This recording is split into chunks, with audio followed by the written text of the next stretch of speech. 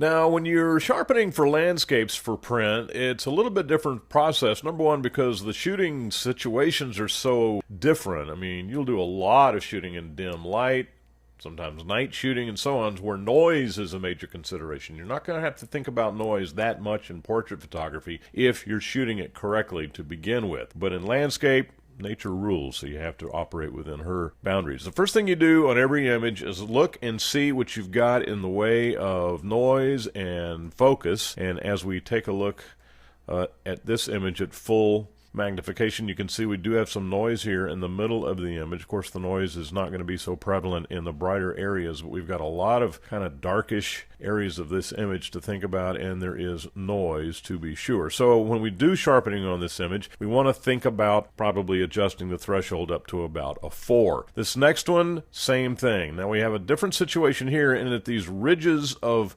tone, bright tone here, darker, and then still darker and still darker yet, cascading down. And as we zoom in on this image and look at the edges there, right now they're very, very clear and they're very, very sharp.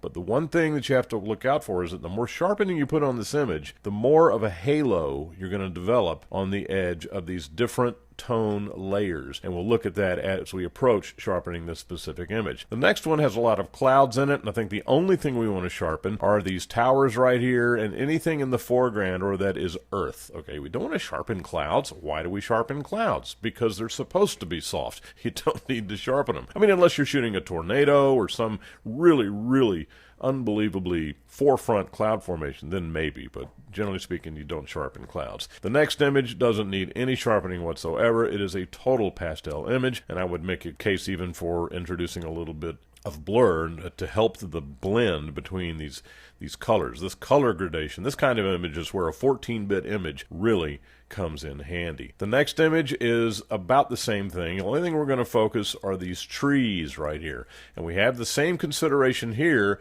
that we had on this image where we had the different bands of color. When we come up here and look, we have the same thing. We've got sharp delineation between the trees, which are very much in focus, and in this this contiguous red color right here. And we don't want that halo coming in around these trees, so that's something we have to watch out for. The next one, same thing. We're going to adjust only the foreground and not the clouds.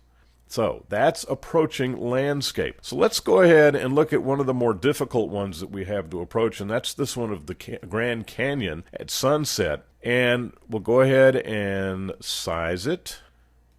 Okay, so it's sized at 16 by 24, and let's go ahead and go actual pixels.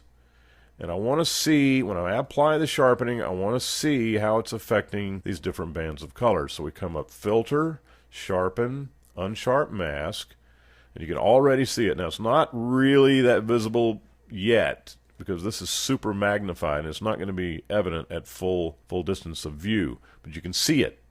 That's what I mean when I say that it's something you have to watch out for. So there's radius of 3, threshold. Now watch what happens when we change the threshold. See how it increases and we bring it out noise? So you use the threshold to keep the noise where it should be, which is out of your image. Let's go down to some other areas of the image.